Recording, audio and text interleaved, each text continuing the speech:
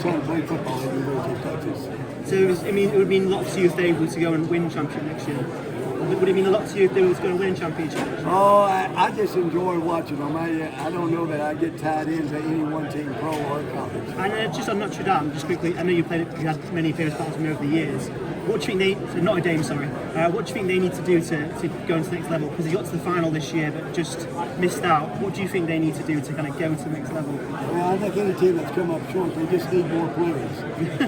Hey, Jimmy, how are you? Good. So, building a dynasty in the NFL is incredibly difficult. What do you think is the most overlooked aspect of team building that separates great franchises from the average one?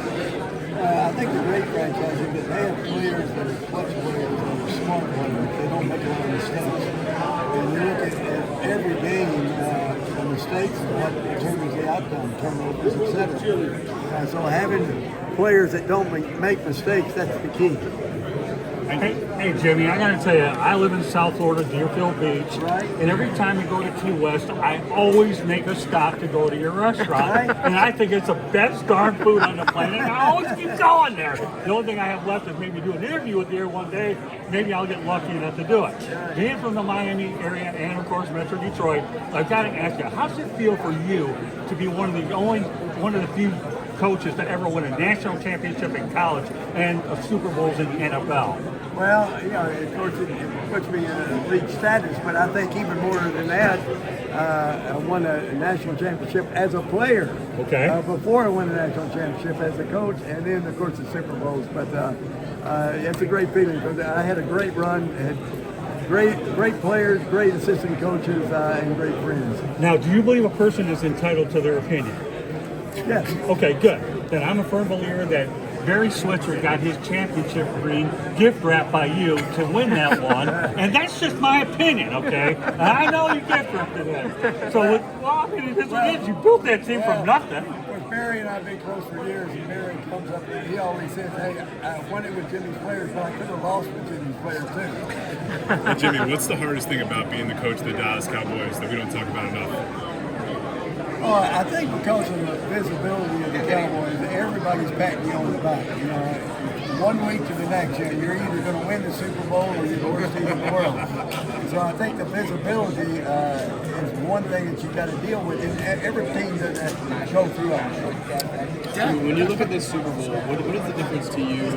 What is the key matchup to look at for you? What's the position groups to look at that will ultimately decide this game? It's going to be interesting to see the Philadelphia receivers against man-to-man coverage in Kansas City because they're going to have to play some man-to-man. To slow down Barkley running the football. So the receivers against the defensive backs in Kansas City are You surprised that they hired Brian Schottenheimer? You surprised Dallas hired Schottenheimer? Well, I think Brian ran the offense that Dak was comfortable with, and I think that was a big key. Now, does Dak get, you follow the team for a long time, does Dak get too much criticism, or until you win the title, criticism?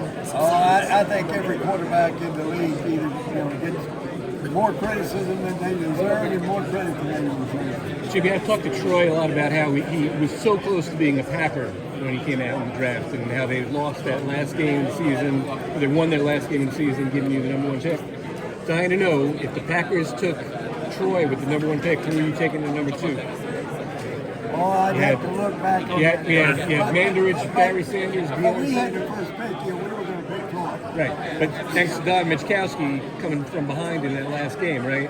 Right. So if the Packers had the first pick, and they I don't took know, Troy. They really love Mandarich, so they may have gone with Troy said if the Packers told them that they were going to take him if they had the #1 pick. Is that right? So now I got to know. You got the #2 pick then. Who are you taking? Oh, I would not have taken that. Jimmy, I know that you tried very diligently to win the championship with Dan Marino, and I know you did. I know you believe in a balanced offense, not just one side of passing and running. What was that experience like dealing with a guy who arguably had the quickest release on the planet, had the yards, but the only thing missing is the ring? Well, when I was with Dolphins, we actually led the league in defense. We're #1 defense in the league.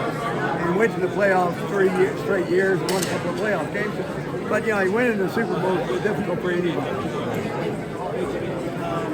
Being a Super Bowl when you coach, what are the keys of victory that you think each team needs to have? I think in any game, a playoff game in particular, when you have two outstanding teams, it's the team that makes the fewest mistakes, not who makes the most mistakes. My final question about the Detroit Lions. Had an incredible couple of years. What do you think? How do you like the future for the Detroit Lions? They lose a couple of coordinators, but he's going to reload. Dan Campbell's one of the outstanding coaches in the league. He'll be able to replace those guys. Dan's doing a great job. I love the way he coaches. Hope to see it the right crowd. Thank you. Okay.